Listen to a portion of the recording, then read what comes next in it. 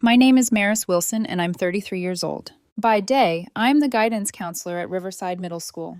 The person teachers call when a kid shows up with too many absences, too many bruises, or eyes that look older than they should. I spend my life telling other people's children that they are safe, that there are adults who will fight for them. The night my brother's kids knocked on my door at 3:17 a.m., I realized I'd spent years pretending I didn't see the warning signs in my own family. Aunt Maris, please, we're so cold. The voice was barely a whisper through my apartment door, but it sliced through sleep like a blade. For a second, I thought I was dreaming. The room was dark except for the faint glow of the clock on my nightstand. 3:17 a.m. My heart kicked hard against my ribs. I fumbled for my phone, then for my glasses, knocking a book to the floor in the process. The knocking came again, soft, frantic, uneven. I stumbled through the living room, clipping my hip on the corner of the coffee table. Ow, damn it, I hissed, more from adrenaline than pain.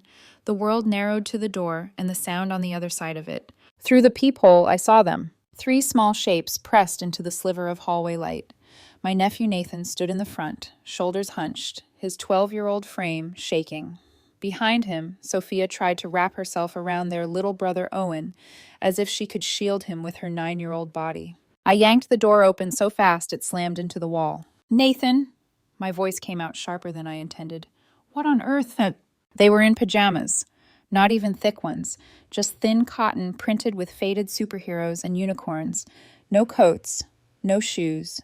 Their socks were damp and gray and torn, clinging to their feet like they'd been soaked and then frozen. Nathan's pajama shirt was plastered to his chest with sweat despite the February cold. His lips had a bluish tint. Sophia's teeth were chattering so violently, her whole body shook. Owen wasn't crying. That scared me most. He just stared past me into the apartment, eyes wide and glassy, like he'd detached himself to survive it. Where are your parents? I demanded, the words tumbling out on instinct. It's the middle of the night. They locked us out. Nathan's voice cracked on the last word. He swallowed hard and tried again, like he was determined not to sound weak.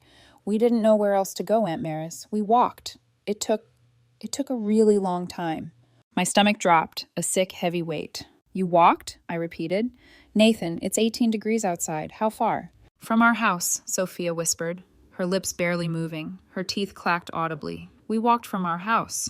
4 miles, Nathan added, as if confessing a crime. I think. It's what the sign near the gas station said. 4 miles. In the dead of winter.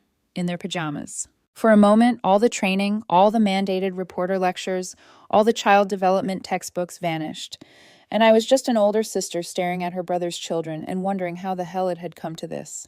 Inside, I snapped, stepping aside. Right now, all of you. They shuffled in on stiff legs. I slammed the door, engaged both locks, and spun around to face them. My hands wouldn't stop shaking. Okay, it's fine. You're here. You're safe. My voice sounded like someone else's. Too bright, too calm, the voice I used with panicked kids in my office. I crossed to the thermostat and cranked it up to 75, then started yanking blankets out of the hall closet, tossing them toward the couch. Nathan tried to help wrap Sophia in one of the blankets, but his fingers fumbled. I grabbed his hands and felt how cold they were, skin like ice over bone. Sit, I ordered. All 3 of you. Couch, now. They obeyed instantly, 3 small figures swallowed by fabric. Owen's socks squished when he moved, and something inside me snapped. Your feet, I muttered, more to myself than them. God, your feet. When I knelt down and peeled off Sophia's socks, the rage rose so fast it blurred my vision. Parts of the fabric had frozen to her skin. Her left foot was an angry, mottled red that was already starting to swell. Owen's toes were waxy white, the color that makes every training video voiceover in your head start screaming frostbite. I'm okay, Sophia whispered, even as she flinched at my touch. I'm okay, Aunt Maris. Don't be mad. I'm not mad at you, I said, forcing my voice to be steady when all I wanted to do was scream. I'm mad at the situation. There's a difference. And at your parents, a darker voice in me added. At my own brother. At myself. I wrapped their feet in warm towels and set them near the heater, knowing I needed to bring the temperature up slowly. My brain rattled through every protocol I'd ever been taught. Assess for immediate danger. Warm gradually. Fluids. Comfort. Documentation. Tell me exactly what happened, I said finally, sitting on the coffee table so I could face them directly. Start from the beginning, Nathan. He sank back into the couch, blanket bunched in his fists. The story came out in pieces, like ripped fabric. They went out, he said, Mom and Dad, to a party at Mr. Sterling's house. They said they'd be back before midnight. We were watching a movie, and then Sophia wanted popcorn, so we went out on the porch because the microwave smells weird when it's broken, and... You were on the porch, I repeated. Then what? Then the door. It closed. His cheeks flushed with shame. I think Owen bumped it, and it locked. I tried the handle. I tried every door and window. I knocked for a long time, but nobody came. The lights were all off inside. How long did you knock? I asked. My voice was too calm. I could hear it, could hear the tightness underneath. Like 20 minutes? Nathan's eyes slid sideways, calculating. We didn't want to bother the neighbors. Dad says we're not supposed to. Of course he does. Don't make a fuss. Don't draw attention. Don't ruin the image. What made you decide to walk here? Nathan's shoulders slumped. We were cold. Sophia was crying. Owen said his feet hurt. I didn't know what else to do. Sophia spoke up, her words tumbling over each other. Nathan carried Owen for a while. Then I did. My socks ripped, and I slipped on the ice, but we had to keep going. We couldn't just stay there. It was so dark. I saw Owen's small hands tighten on the edge of the blanket. My toes went numb, he whispered. I thought they fell off. Something cracked open in my chest. I had seen pieces of this picture for years. The way Dennis and Vanessa treated date night like a religion and parenting like an optional side quest.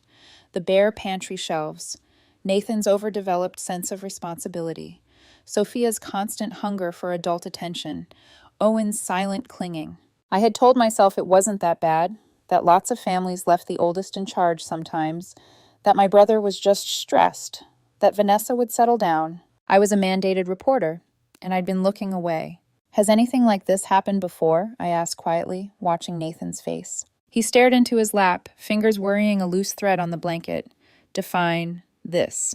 Being locked out, being left alone for hours, walking in the dark. I softened my tone.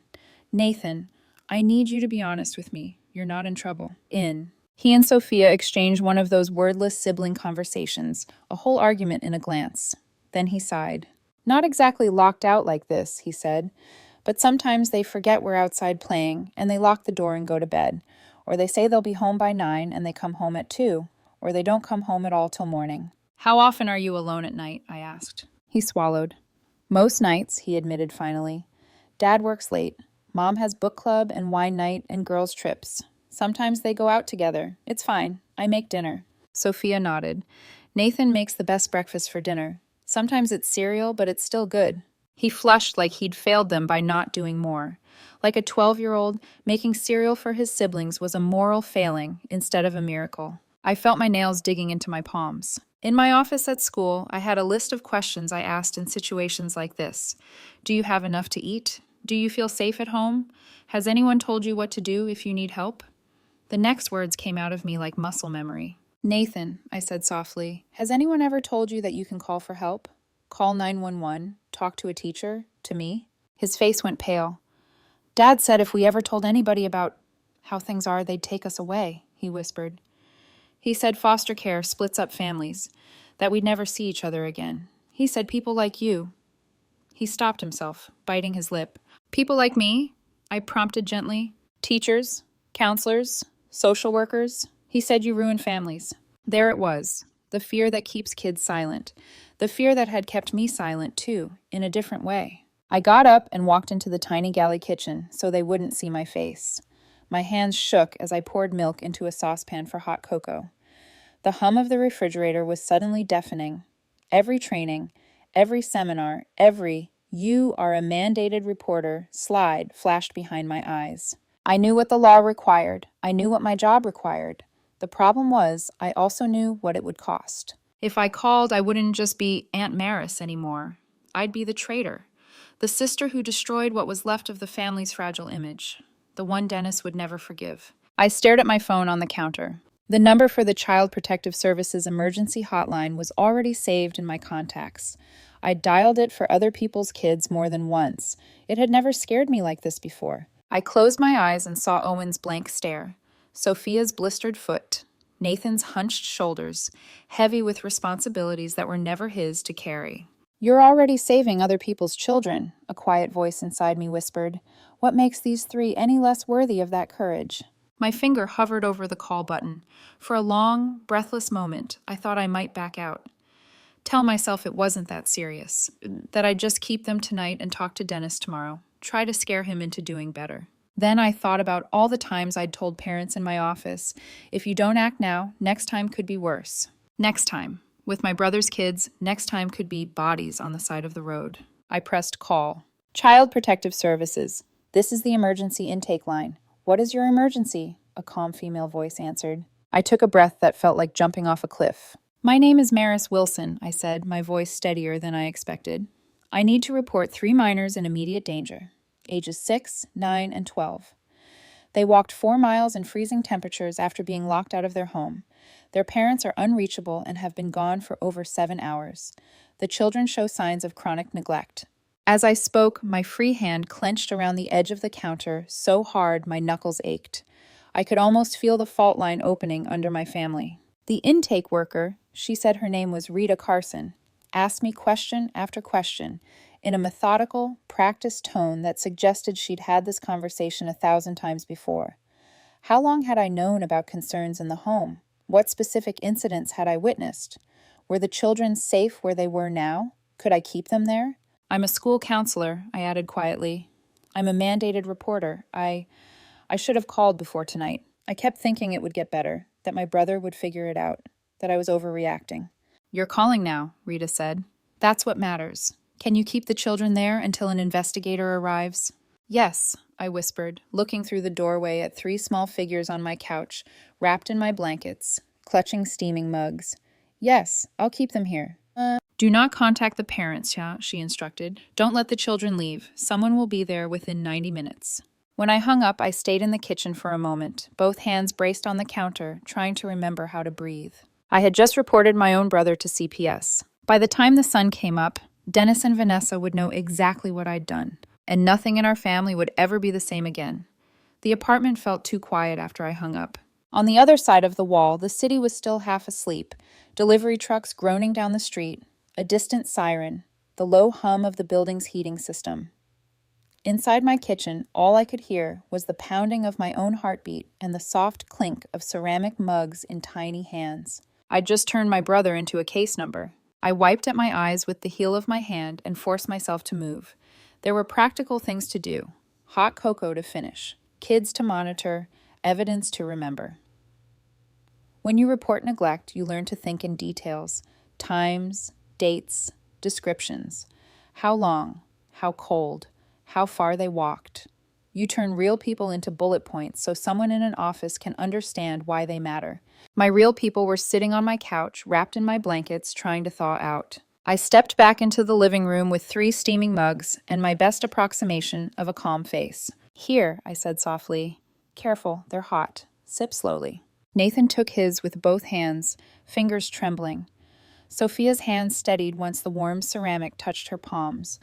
Owen stared at the little swirls of steam like they were magic.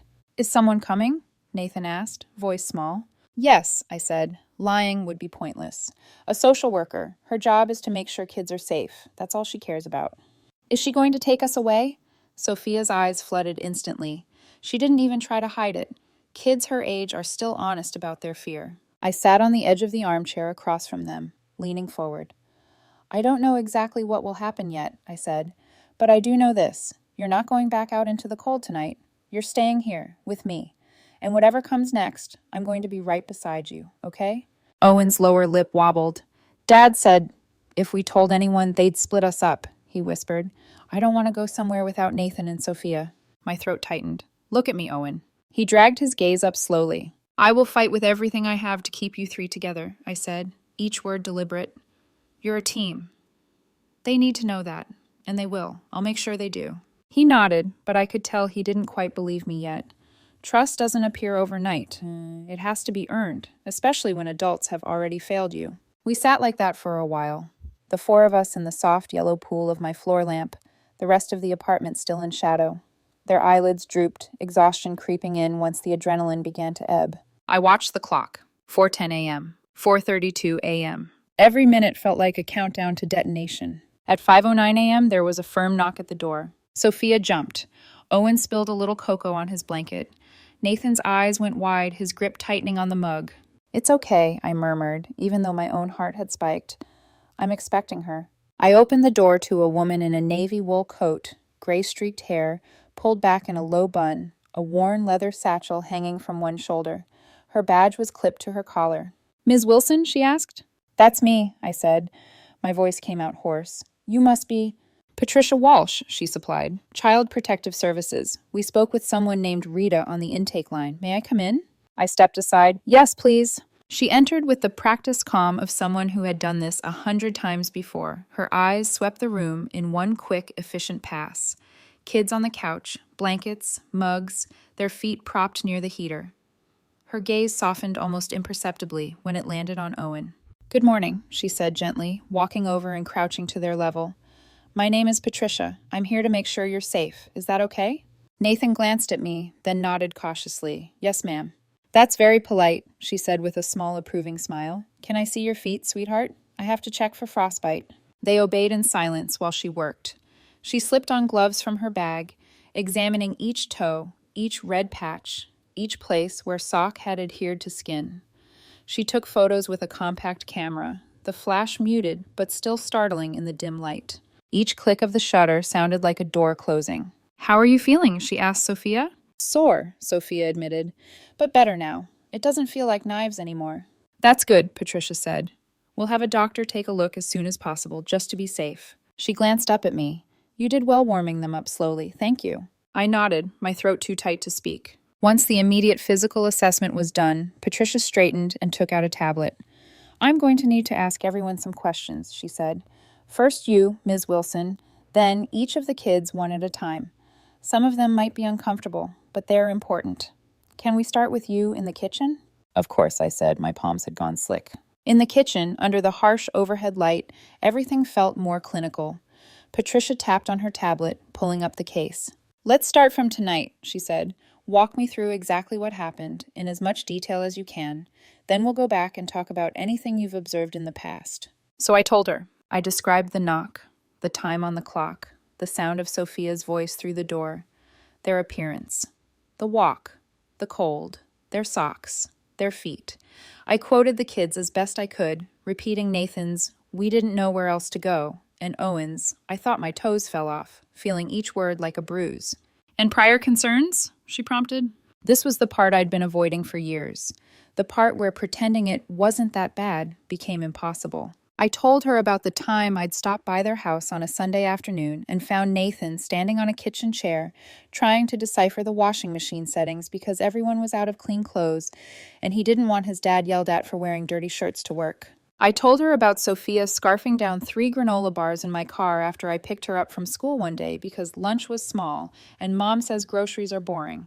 I told her about parent-teacher conferences where no one showed up, so I went instead, sitting in tiny plastic chairs, while their teachers danced around the word neglect. I told her about Dennis and Vanessa's social calendar, Sterling's parties, wine nights, couples retreats, stacked neatly in their world where children seemed to be accessories rather than priorities. "You're a school counselor," Patricia noted.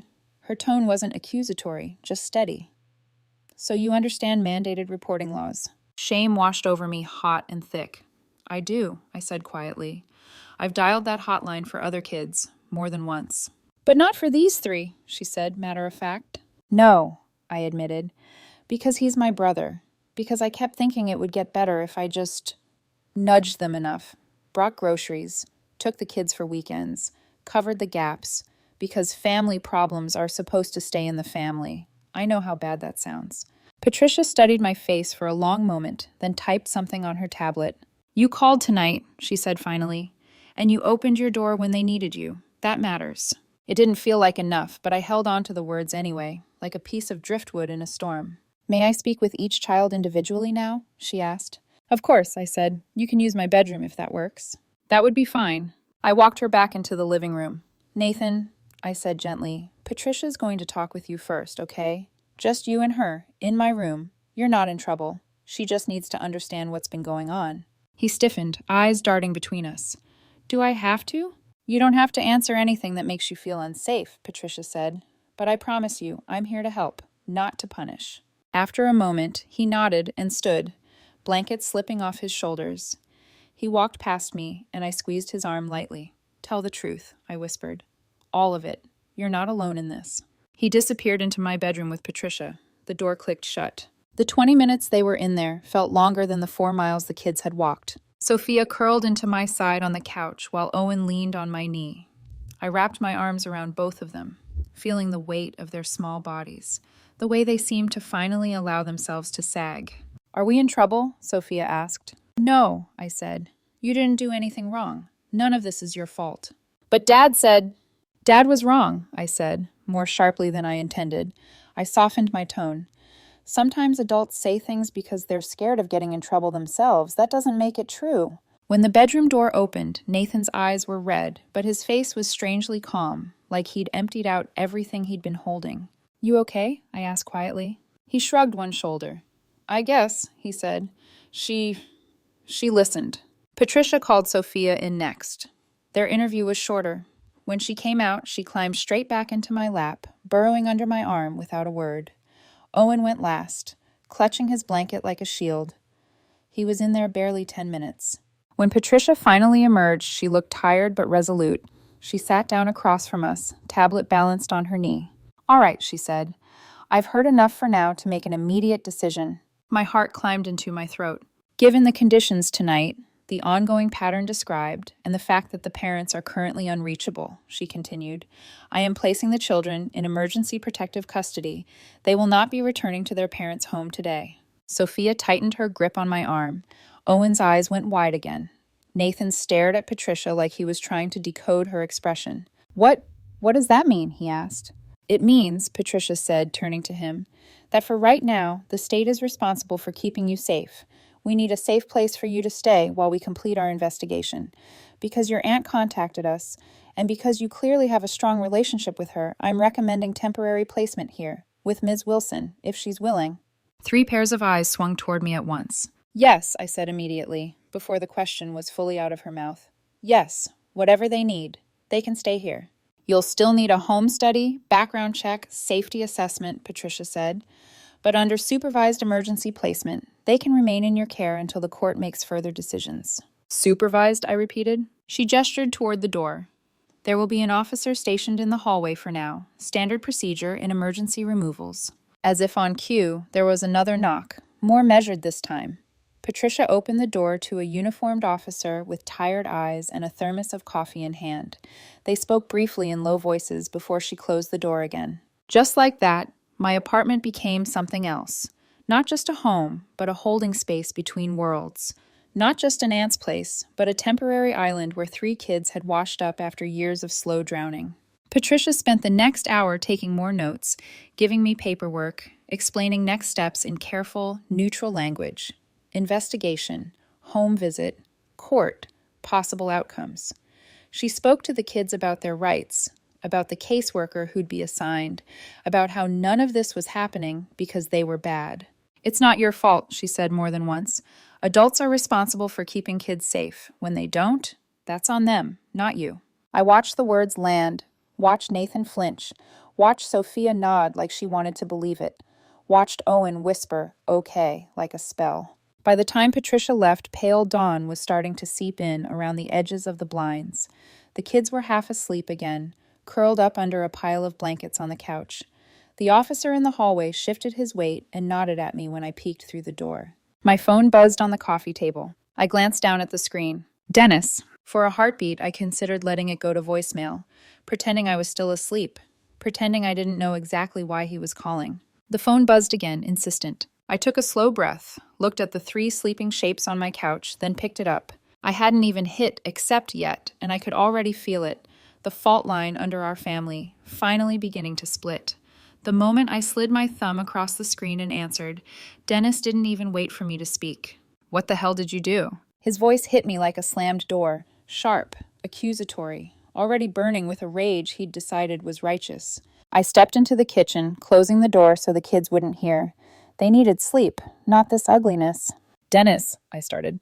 "The cops showed up at our house," he barked, fury crackling through the receiver, "telling us our kids are in state custody." What kind of sick, vindictive stunt are you pulling? Something in me snapped at the word stunt. Your children walked 4 miles in 18-degree weather, I said, keeping my voice low so it wouldn't carry through the door. In their pajamas. Their socks were frozen to their skin. Owen's toes. They weren't frozen, Dennis hissed. Stop exaggerating. I literally have photographs, I shot back. A CPS investigator took them. Oh, and I'm sure you put on quite a show, he sneered. You always did love making everything dramatic. You called CPS on your own brother, Maris. Your own brother. I called CPS on 3 neglected children, I said. The tremor in my voice wasn't fear, it was fury. Who were freezing, hungry, and alone. Who were terrified to ask for help because you told them they'd be torn apart if anyone found out what you were doing. That is not what's happening, he exploded. The door must have blown shut or something. They weren't locked out on purpose. You weren't home, I said quietly. You left 3 children alone, overnight, again. And your alibi is that you didn't mean for them to nearly freeze to death? There was a long silence on his end. Then a soft, venomous voice cut in. Not Dennis. Vanessa. You jealous little witch. I closed my eyes. Of course she'd take the phone. You've been trying to make us look bad for years, she spat. Just because you're a lonely, bitter woman with no kids of your own? This isn't about me, I said. Oh, it is, she snapped. You think you're better than us because you read a couple psychology books and work at a middle school? You think that gives you the right to steal our kids? I'm not stealing anyone, I said. They're safe. That's all that matters right now. You ruined our lives, Vanessa hissed. And I swear to God, we are going to sue you, press charges, whatever it takes. This isn't over. I hung up. I didn't wait for more threats. Didn't defend myself. Didn't explain that I'd saved their children's lives while they danced at some party pretending to be glamorous adults. My hands were shaking when I set the phone down. The screen lit up instantly with new messages. Aunt Dolores, Maris, what were you thinking? Family handles family issues privately. Cousin Philip, unbelievable. You reported your own flesh and blood? Dennis again. You've destroyed everything. Vanessa, rotten hell. I blocked every number. The next 3 days were a blur of interviews, paperwork, and gut-wrenching revelations as Patricia conducted her investigation. CPS didn't move slowly in emergencies, but they moved thoroughly. Patricia walked through Dennis and Vanessa's house with a body-worn camera and a clipboard. I didn't go with her. I wasn't allowed to, but she summarized everything for the report, and it was worse than I expected. A refrigerator with a few beers, ketchup packets, and a single takeout container. A broken kid's bathroom toilet filled with old towels because we keep forgetting to get it fixed. Moldy dishes stacked in the sink. A laundry basket of dirty clothes so sour it made Patricia's eyes water. Nathan's closet. A stash of granola bars, crackers, and canned soup. His secret emergency supply for when the house ran out of food. Empty wine bottles in the recycling bin. Dozens. Patricia requested statements from teachers the very same day. Nathan's 4th grade teacher, Mr. Brennan, had documented 2 years of concerns. Frequent fatigue, falling asleep in class, coming to school hungry, wearing the same clothes multiple days, missing homework because he was helping at home. Sophia's teacher described keeping extra snacks in her desk because Sophia would show up trembling with hunger. She'd also provided hygiene packs when Sophia arrived unbathed, claiming Mom didn't have time. Owen's kindergarten teacher had flagged him for developmental delays and emotional withdrawal typical of inconsistent care, but no one had followed up. One neighbor, Mrs. Chen, admitted she had called the non-emergency police line twice because the kids were locked out at night. But Dennis always arrived before officers did and smoothed it over with excuses. Another neighbor, a retired teacher named Mrs. Hoffman, broke down crying. I should have called someone, she told Patricia. I'm so sorry. I thought their parents would get angry if I interfered. This was the part that gutted me. Dr. Ramona Hayes, the child psychologist, evaluated all 3 kids. Nathan, complex trauma, chronic anxiety, severe parentification, signs of depression, emotional burden of a 12-year-old, functioning as a single parent. Sophia, attachment disorder, hypervigilance, fear of authority, anxiety spikes around abandonment. Owen, learned helplessness, low self-esteem, delayed emotional development, fear of making mistakes because dad gets mad. You don't create children like this with one bad night, Dr. Hayes wrote. You create them with years of neglect. It took everything in me not to scream into a pillow. When the hearing date arrived 2 weeks later, I felt like I was walking into the execution of my relationship with my brother. The courtroom was cold. Too much marble, too much echo, too much distance. Dennis and Vanessa sat with their lawyer, dressed in carefully curated concerned parent outfits. Vanessa tried to cry prettily. Dennis scowled like he was restraining himself from lunging at me.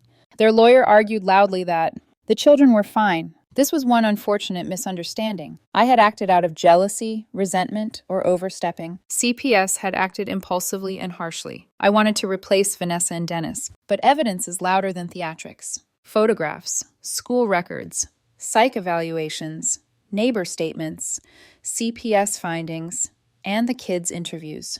The judge asked Dennis, "Where were you the night your children walked 4 miles in freezing temperatures?" He hesitated just 1 second too long. "At a party," he admitted. That was it. The gavel might as well have been a thunderclap. Custody awarded to me. Supervised visitation for Dennis and Vanessa. Mandatory parenting classes. Mandatory therapy. The judge's voice was firm, almost weary, as if he'd seen this outcome 100 times. When we left the courtroom, Dennis didn't look at me. Vanessa did, and the hate in her eyes was enough to curdle blood. They came to the first supervised visit, sat stiffly in metal chairs, tried to bribe the kids with toys, acted offended when the kids didn't run into their arms. They came to the second visit, less talking, more whispering between them, tension thick enough to cut. They came to the third visit, barely, and then they stopped coming. No calls, no attempts, no effort. Nothing. The silence was worse than the yelling. Within a month, half my extended family had unofficially declared me responsible for tearing the household apart. You overreacted. You should have handled it privately. Family doesn't call the government. Family protects family. But no one had protected Nathan, or Sophia, or Owen. Except me. And maybe that was unforgivable to some people. But I could live with that, as long as those 3 kids were safe. And they were, wrapped in blankets on my couch, sleeping deeply for the first time in years, breathing softly in the warm glow of dawn. The fault line in our family had split completely now. I had chosen my side. The kids. Always the kids. And there was no turning back. The official ruling didn't change my life in one sudden, dramatic moment. It happened in increments, small, irreversible shifts that I barely noticed until I woke up one morning and realized I wasn't just Aunt Maris anymore. I was Mom. But the moment the gavel actually fell, that cold Tuesday in April, will stay with me forever. The courtroom had the stale chill of recycled air. Everything smelled faintly like disinfectant and worn carpet. The judge, a tired-looking man with silver glasses and a thinning hairline, shuffled through the thick stack of files in front of him. Pages and pages of evidence. Photographs, evaluations, reports, statements. Every reason my brother and sister-in-law should never have been allowed to raise children. Dennis sat at his table in a stiff suit he probably hadn't worn since his last job interview 14 years ago. His jaw was clenched so tight a ripple of muscle twitched in his cheek. Vanessa wore a pale pink blouse, soft, delicate, carefully chosen to make her look maternal and harmless. They both kept glancing at me, but our eyes never met. I refused to look away from the judge. Regarding the matter of custody for minors, Nathan Wilson, age 12, Sophia Wilson, age 9, and Owen Wilson, age 6, the judge began, the court has reviewed extensive evidence presented by Child Protective Services. My heartbeat thundered in my ears. The home evaluation, he continued, revealed serious concerns. Combined with school records, teacher statements, neighbor testimonies, and the psychological evaluations conducted by Dr. Ramona Hayes, the court finds that Dennis and Vanessa Wilson have demonstrated a long-term pattern of neglect. Vanessa's face dropped its faux innocence. Her mouth tightened to a thin, furious line. Dennis still didn't look at me. Coward. The judge turned a page. Given the severity of the findings, the court awards permanent legal custody to the children's aunt, Ms. Maris Wilson. The words hung in the air like a bell being struck. Permanent. Not temporary, not provisional. Permanent. I let out a breath I didn't know I'd been holding. Nathan, seated behind me with a CPS worker, reached forward and squeezed my arm lightly. Sophia had her hands clasped so tightly her knuckles were white. Owen's feet were swinging under the bench, but I saw the way he leaned closer to me, instinctively, unconsciously. The judge wasn't finished. Dennis and Vanessa Wilson will be granted supervised visitation for 1 hour per week at the CPS Center, contingent upon enrollment in parenting classes, compliance with substance evaluations if deemed necessary, and attendance at therapy sessions. Vanessa gasped like she had been slapped. What? She burst out. Supervised? Like criminals? We're their parents. The judge didn't even blink. Ma'am, this is not a discussion. It is the court's ruling. But Vanessa jabbed a trembling finger at me. She set us up. She exaggerated everything. Our kids are lying. Enough, the judge said, tone still even, but laced with steel. Dennis finally spoke, voice cracking at the edges. There are children. You can't just... The children's welfare comes first, the judge said. And right now, Ms. Wilson is the only adult involved who has demonstrated consistent, reliable caregiving and a commitment to their well-being. A tiny sound escaped Owen, something between a hiccup and a sob. I reached back and rested my hand on his. The judge closed the file. That is the ruling of this court. The gavel came down with a dull crack, and just like that, it was done. Outside the courtroom doors, chaos erupted. Vanessa lunged toward the hallway, demanding someone, anyone, explain how the system could be so corrupt. Dennis followed her, red-faced, furious, pacing like a caged animal. I stayed next to the kids. Owen pressed himself into my side. Sophia wiped her eyes and pretended she wasn't crying. Nathan stood straight, stoic, but the tremor in his hand when he squeezed mine told the truth. They were terrified, relieved, confused, and all at once. Patricia met me in the hallway. You handled yourself well in there, she said quietly. The judge doesn't rule this decisively unless the evidence is overwhelming. I nodded, still feeling like I was floating outside my own body. Thank you for everything. You did the hard part, she said. You made the call. I looked down at 3 pairs of eyes watching me, trusting me in a way that made my chest ache. I had to, I whispered. Most people don't, Patricia said, even when they should. She signed the final temporary placement forms on her tablet and handed me copies. You'll be assigned a long-term caseworker. There will be follow-ups, home checks, therapy recommendations. But for now, take them home. Home. Not my apartment. Home. Dennis and Vanessa showed up to the first supervised visit dressed like people who wanted the world to know they were very good parents. They brought toys, snacks, new shoes, things the kids didn't know how to accept because love had never looked like presents before. The room felt stiff and cold. A CPS worker sat in the corner, taking notes every time a parent raised their voice or tried to guilt-trip the kids. Do you miss us? Vanessa asked Sophia in a trembling voice that didn't match her eyes. Sophia looked down at her hands. I don't know. You don't know? Vanessa repeated sharply. We're your parents, Sophia. Okay, Sophia whispered, shoulders curling in. Dennis tried with Nathan. You're the man of the house, he said. You need to tell your aunt you miss being home. Nathan just stared at him quietly, a tiny line forming between his brows. I'm not the parent, he said. You are. It stunned the room into silence. The second supervised visit was worse. Their resentment was showing now, unmasked and bitter. They kept going on about how unfair the judge had been, how exaggerated the CPS reports were. It was one mistake, Dennis insisted. The caseworker made a note. We're the victims here, Vanessa said. Another note. The third visit lasted 20 minutes. Then they left early, and they never came back. Weeks passed. Then months. No calls, no attempts at visitation, no gifts on birthdays, no cards, nothing. Their absence carved a hollow space inside each child, a silent ache they tried to pretend wasn't there. Owen asked once, in a tiny voice, Did they forget about us? I knelt in front of him, cupping his cheeks in my hands. No, I said softly. They didn't forget. They just don't know how to love the right way. That's not your fault. He hugged me so tight I felt something in my chest break. Somewhere along the way, those quiet evenings turned into routines. Homework at the kitchen table. Owen reading space books aloud on the couch. Sophia practicing piano scales with determination. Nathan staying up late writing debate points or helping me cook dinner. We became something, slowly, then suddenly. A family. Not the kind I grew up with. Something better. Something honest. By the end of the first year, I didn't think of myself as temporary custody anymore. I was their mother in every way that mattered. But I still had one more lesson to learn. One more quiet, devastating moment of truth waiting in the future. And it would come when I least expected it. 3 years passed. Not in a blaze of dramatic milestones, but in thousands of small, ordinary moments that stacked quietly into something extraordinary. A lunchbox packed before school, a forgotten science project rescued at midnight, piano practice groans drifting down the hallway, debate tournaments, burnt pancakes, tears on the first day of middle school, hugs on the last day of elementary school. Moments that built a life I never expected, but one I stepped into like it had always been waiting for me. He shot up like a tree, now nearly as tall as me, with the same quiet seriousness he had at 12, but tempered with confidence, real confidence, not the brittle survival kind.